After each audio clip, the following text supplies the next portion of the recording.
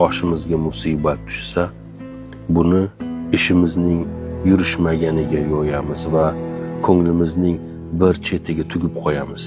Ikkinchi marta yana shunday hol sodir bo'lsa, bir kelsa qo'shaloq keladi o'zi deymiz. Xuddi shu ish 3-marotaba takrorlansa, hamma musibat seni topib keladi-ya deb osongina ishonib qo'ya qolamiz.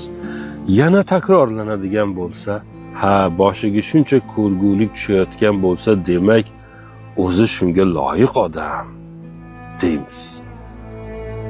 Garchi u butkul ma'sum holda yashayotgan bo'lsa ham.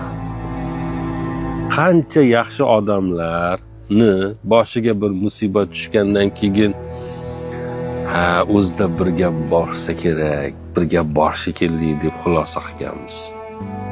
Qancha ular sanog'i bormi? Qancha do'stlarimizni hayotda ekan kafanlaganmiz, ko'mib yuborganmiz. Bekorga emasdir. Odamlar o'zidan o'zi shunaqa demagandir deb Shermin Yashar xuddi ichimizdan turib gapirayotgan